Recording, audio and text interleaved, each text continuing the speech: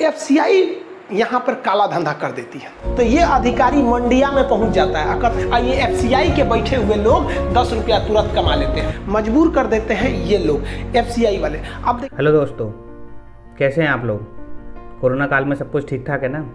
मैं आज आपके सामने इसलिए आया हूँ कि मैं आप सबको एक मैसेज देना चाहता हूँ। आजकल एक वीडियो ट्रेंड कर रहा है जो कि किसी खान नाम के आदमी ने बनाया है। वो आदमी अपने आप को खुद ही सर बोलता है।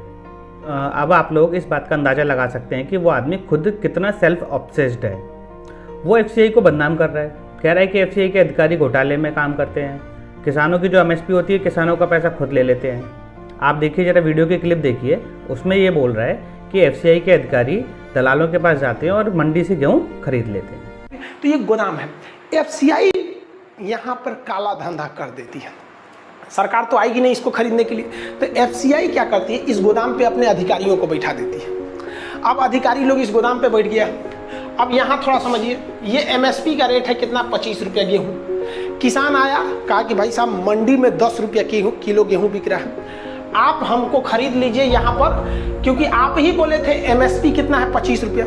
तो कालाबाजारी कैसे होता है? इस पे बैठा जो अधिकारी है, ये ससुरा अधिकारिया क्या कहता है पता है कि देखो भैया हमारे गोदाम में अभी जगह नहीं है, बोरा खत्म हो गया है, जगह नहीं है। अब बताइए, जब बोरा खत्म हो गया है, जगह नहीं है, तो क्या करेगा? तो ये किसान को लौटा देता है।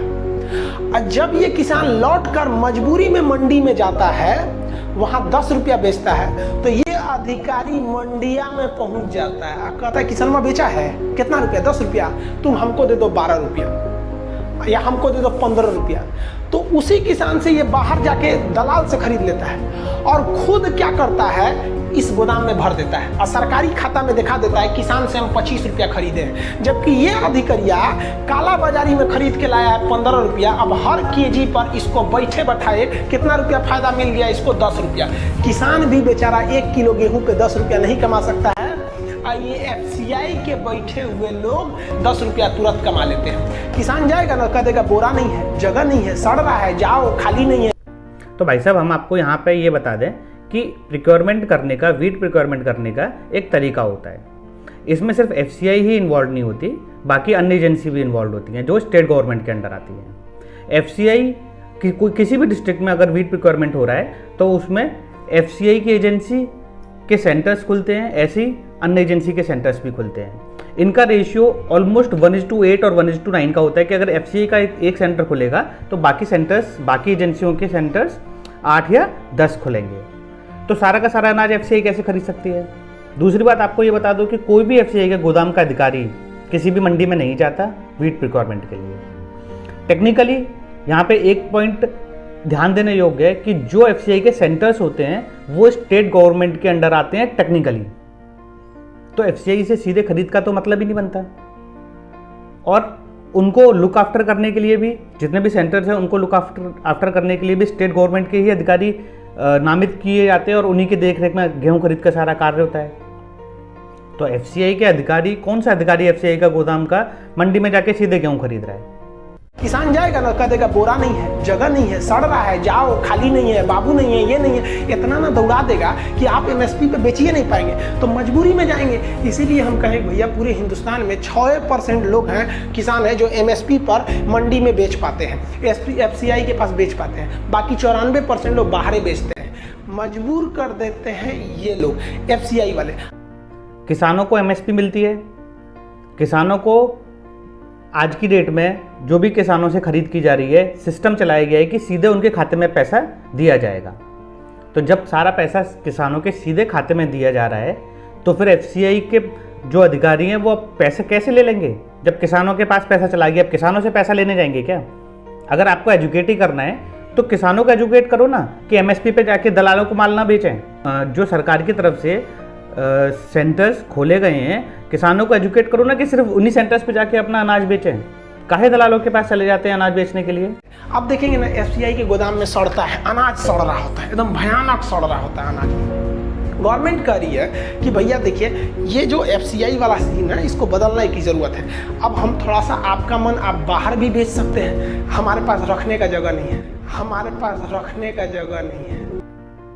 दूसरी बात मैं आपको बता दूं, कि wheat procurement for central pool पिछले 10 सालों का आंकड़ा, जैसा कि आप स्क्रीन पर देख रहे हैं कि पिछले 10 सालों में जितनी खरीद की गई है सेंट्रल पूल में वो आपके सामने है, जिसमें एफसीआई ने 2010 में 34.21 लाख एमटी का गेहूं खरीदा है और अदर एजेंसीज ने 190.92 का लाख एमटी का गेहूं खरीदा है। ऐसे अगर हम पिछले 5 साल का आंकड़ा भी देखेंगे तो एफसीआई 29.84, 30.47, 36.09, 42.59, 40.37, 38.66 लाख एमटी का गेहूं खरीदा है, जबकि स्टेट एजेंसी ने 251, 199, 272, 315, 300.95 लाख एमटी का गेहूं खरीदा है। पिछले साल 2020-21 में भी एफसीआई ने 38.66 लाख एमटी का गेहूं खरीदा है, वहीं स्टेट एजेंसी ने 351.26 लाख एमटी का गेहूं खरीदा है। परसेंटेज वाइज भी अगर आप पिछले 5 साल का या 10 साल का आंकड़ा देखेंगे ना तो एफसीआई सिर्फ 10 से 15% गेहूं खरीद रही है, बाकी स्टेट एजेंसी खरीद रही है 90% गेहूं। तो आप एक बात मुझे बताइए कि आप किस बेसिस पे कह रहे हैं कि एफसीआई के अधिकारी जाके किसानों से सीधे, दलालों से सीधे खरीद कर लाते हैं, जब 90% स्टेट गवर्नमेंट और अन्य एजेंसी खरीद रही है तो एफसीआई का रोल यहां पे कहां आ गया? बताइए मेरे को।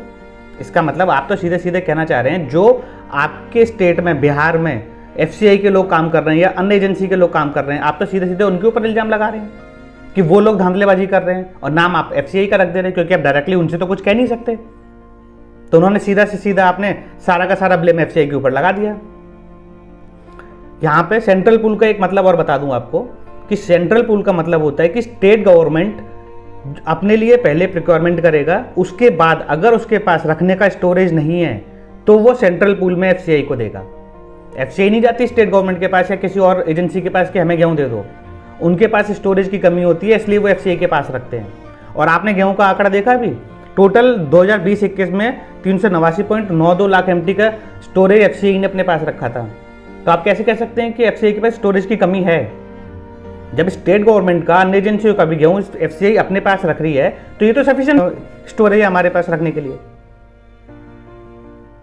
इसके अलावा एफसीआई राइस की भी खरीद करती है। आप स्क्रीन पर देख लीजिए कि पिछले 10 सालों का आंकड़ा सेंट्रल पूल में राइस की खरीद का भी रखा हुआ है। 2019-20 में, 2018-19 में 443.99 लाख एमटी की खरीद की गई है राइस की भी। 2019-20 में 599.97 लाख एमटी की खरीद की गई है एफसीआई ने राइस की, इसको भी सेंट्रल पूल में रखा हुआ है। तो जब इतना सेंट्रल पूल में राइस और वीट रखा हुआ है तो आप कैसे कह सकते हैं कि एफसीआई के पास स्टोरेज की कमी है? आप कहीं ना कहीं किसी न किसी पॉलिटिकल पार्टी से लिंक्ड हैं और वो अपना नाम बढ़ाने के लिए एफसीआई के बारे में उल जलूल बोल रहे हैं, कुछ भी बोले जा रहे हैं। अगर हम दोनों आंकड़ों को मिला दें तो आप देखिए कि एफसीआई ने 19-20 में 861.29 लाख एमटी का स्टोरेज अपने पास रखा है। 2018-19 में 801.94 लाख एमटी का स्टोरेज स्पेस रखा है। 10 साल के आंकड़े आपके सामने, आप खुद देख सकते हैं कि एफसीआई के पास कितना स्टॉक है।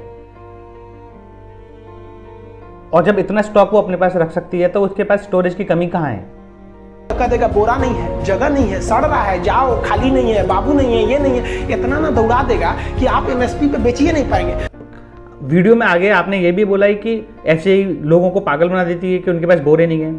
तो यहाँ आपको मैं बता दूं कि स्टेट एजेंसी के पास जब भी बोरों की कमी पड़ती है तो खुद एफसीआई अपने यहाँ से सेंट्रल पूल से बोरे उनको देती है किसानों को खरीद करने के लिए। तो आपसे गुजारिश है कि अपने आंकड़े थोड़े से सही कर लें और जो लोगों को आप एजुकेट करते हैं उनको कुछ भी बातें ना बताएं, थोड़ा तथ्यों का भी ध्यान रखें। लग गए तो हम लोग कौन सी प्याज नहीं खाएंगे क्या? हम लोग, निर्मला सीतारमण कही थी प्याज बढ़ गया तो कहती है कि हम नहीं खाते प्याज। कि कांग्रेस ने जितना किसानों से एमएसपी पर, कितने पर? एमएसपी पर अनाज खरीदा था, उससे 30 गुना ज्यादा अनाज गवर्नमेंट बीजेपी ने खरीदा। मोदी जी की मजबूरी बना के गए थे मनमोहन सिंह। और मोदी जी जिस पार्टी के सदस्य हैं ना, बीजेपी, उस पार्टी के अध्यक्ष रहे थे ये भाई साहब नितिन गडकरी जी 2012 से 14 के बीच में। वहाँ पे एमएसपी पर सरकार को कितना, बहुत ज़्यादा नहीं, 1000 करोड़ रुपए का लॉस होता है। ठीक है, 1500 करोड़ रुपया जब सरकार ने बैंकों का माफ़ किया, और वो माफ़ कैसे किया? बैंकों से नीरव मोदी लिया है, बड़का बड़का उद्योगपति लेके भाग गया सब, वो कह दिया सब बैंक से हम नहीं चुका पाएंगे। तो सरकार कहती है एक काम करो, उनका माफ़ कर दो, आने जनता ने टैक्स भरबे किया है, दे देते हैं वहाँ पे, लो तुम्हारा टैक्स, तुम्हारा कर्जा माफ़। और जो लेके भागा है उनसे से कहते हैं चुनाव में पैसा दे देना हमको, समझा गया ना, तुम्हारा कर्जा माफ। तो भैया जो 15-15 हज़ार करोड़ रुपए आपका जो आपका ये एनपीए जा रहा है बैंकों का नाम, तो वहाँ पे तो आप नहीं कहते हैं कि ये एक्स्ट्रा बर्डन है इकोनॉमी में। सोच रहा बैंक जो थे सब उसको घटते जा रहे हैं डेली बैंक, हमको तो जिस हिसाब से बैंक घट रहे हैं सब रहा है लास्ट में वो खाली आरबीआई बचेगा, बाकी सब खत्म हो जाएंगे सब। इसके बाद आगे वीडियो में आप बैंक पे पहुंच गए, आप बीजेपी गवर्नमेंट के पास पहुंच गए, आप एनएफएसए बिल के पास पहुंच गए, आप नीरव मोदी के पास पहुंच गए, आप आलू प्याज पे पहुंच गए। आपको पता ही नहीं चल रहा है कि आप वीडियो में कहना क्या चाहते हैं, आप सारी बातों को लिंक कर रहे हैं। बैंक में नीरव मोदी पैसा लेके चला गया, उससे एफसीआई का क्या लेना देना है? किसी कमेटी ने अपनी क्या रिपोर्ट दी, कोई भी पॉलिटिकल पर्सनैलिटी क्या बयान दे रहा है, उससे एफसीआई को क्या लेना देना है? गवर्नमेंट के पास भी खराबी क्या है, उसके पास भंडारण करने की क्षमता नहीं है। भंडारण आजकल मॉडर्न टेक्नोलॉजी के भंडारण क्षमता आ गया है। ये लोग कौन सी का भंडारण करते हैं, वही टीन से ढेंगन ढाल देंगे लोग वहाँ पे, तो सरकार के पास रखने का भी जगह नहीं है। आप कह रहे हैं कि एफसीआई के पास स्टोरेज की कमी है।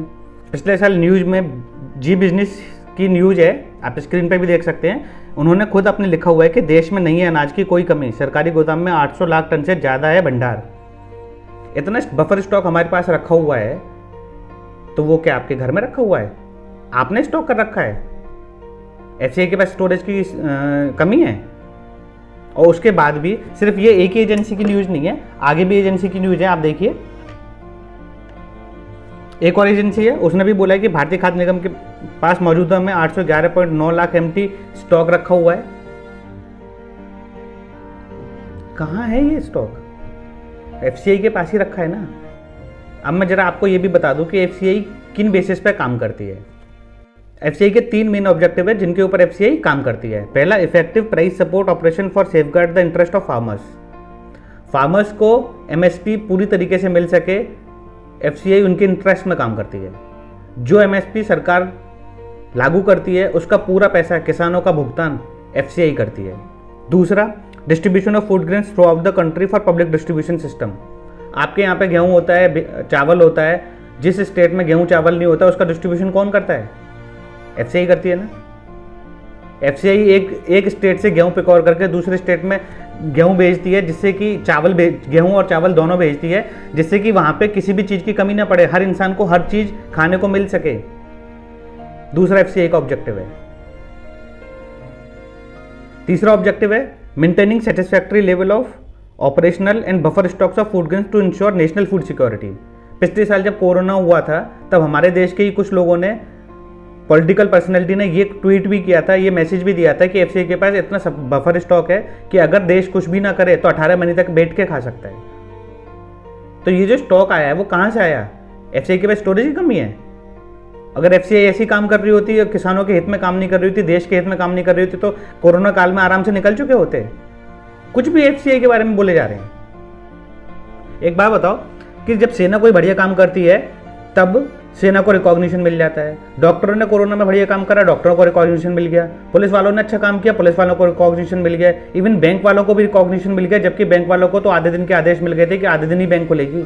बट एफसीआई के हर एक इंसान ने पिछले साल जब 22 मार्च को लॉकडाउन शुरू हुआ था तब से लेके अगले 3 या 4 महीने तक बिना एक भी दिन की छुट्टी लिए डिपो पर काम किया है। हर दिन वो सुबह 7 बजे से लेके और रात को 8-8, 9-9 बजे तक काम करते रहे। इवन संडे और गस्टेड हॉलीडेज भी उनको नहीं मिली हैं, बट उनको रिकॉग्निशन नहीं है। कोई बात नहीं, रिकॉग्निशन नहीं मिल रहा, कोई बात नहीं, बट हमें तो मालूम है कि हम देश के लिए क्या कर रहे हैं। ये एफसीआई के कर्मचारी किस हालत में जाके काम कर रहे हैं। इस साल भी और पिछले साल भी कितने एफसीआई के कर्मचारियों ने कोरोना काल में कोरोना से ग्रसित होने के बाद अपनी जान गंवाई है, बट फिर भी बाकी लोग देश के हित में काम करे जा रहे हैं। जब सरकार ने ऐलान किया एक परिवार में 3 गुना राशन बटेगा अगले 2 महीने या 3 महीने के लिए, तो वो राशन किसने बांटा? अगर आपको राशन बांटने का तरीका भी नहीं मालूम है तो मैं आपको यहां बता देता हूं कि एफसीआई स्टेट गवर्नमेंट को राशन देती है और स्टेट गवर्नमेंट फिर उसको डिस्ट्रीब्यूट करती है राशन डीलर्स पे। अगर आप ये बोलें कि राशन डीलर्स एफसीआई से मिले हुए हैं, तो राशन डीलर्स सीधे डील करते हैं मार्केटिंग ऑफिसर, मार्केटिंग वालों से स्टेट गवर्नमेंट के।